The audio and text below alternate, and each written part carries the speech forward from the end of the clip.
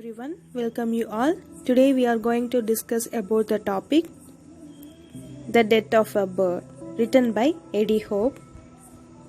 About the author, Alec Derwent Hope was an Australian poet and essayist known for his satirical slant. He was also a teacher and academic and also referred to in an American journal as the 20th century's greatest 18th century poet. About the poem, The Death of a Bird is a long poem written by the Australian poet Eddie Hope.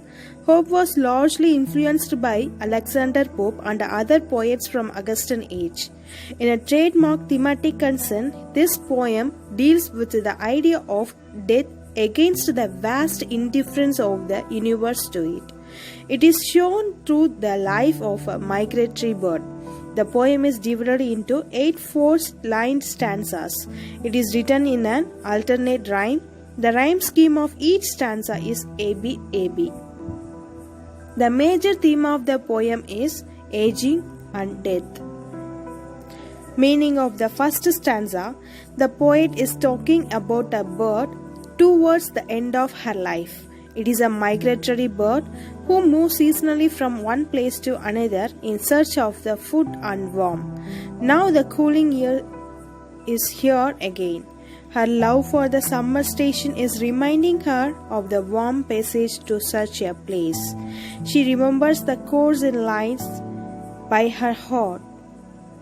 Meaning of the second stanza, where there is a predetermined place on another hemisphere, which means on the other half of the earth. It seems like she is being called to appear there. Again and again she has gone there.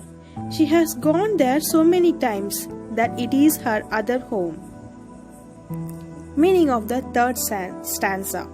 After migrating, the memory of the earlier place becomes a passion with which she feeds her young babies and builds the nest with straws to live in. But in her heart, the memory of that other place is still hiding. It is hunting her like ghost. Meaning of the fourth stanza. Almost from the point of view of a bird, the poet is trying to show how the mourning in the bird has caused her to see the mirage of valleys on the sands. Perhaps it is a desert. The image given in this stanza is illusory as the palm tree's shadow is different from the way it should be. She is feeling the cold air coming out of the architrave of the temple or palace. Meaning of the fifth stanza. Slowly the call to go to that other place grows stronger in the bird. She cannot resist it anymore.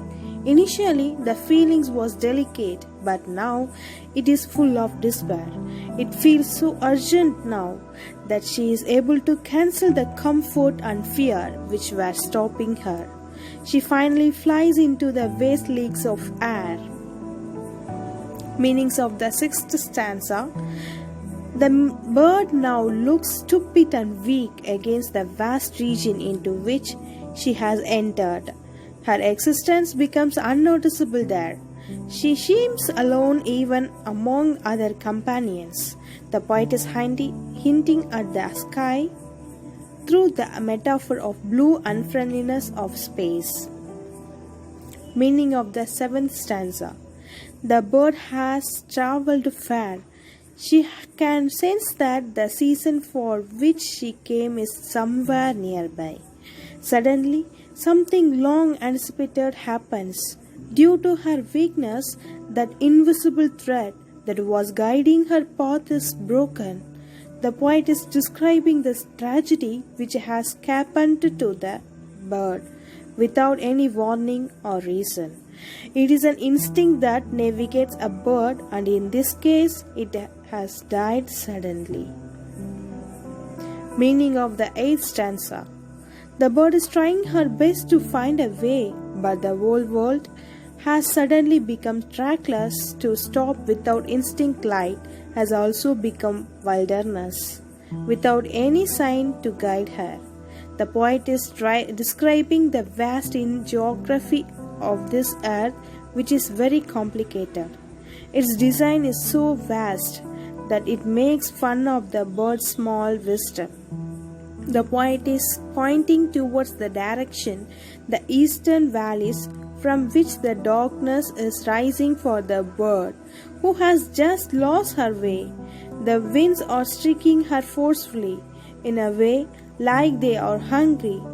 It ultimately kills the bird. Conclusion: the earth, which is so great, feels no grief for any death. It does not even anyone's life intentionally. It is simply indifferent. The death of a bird is but a tiny burden on the earth. It receives her body indifferently. Thank you for watching.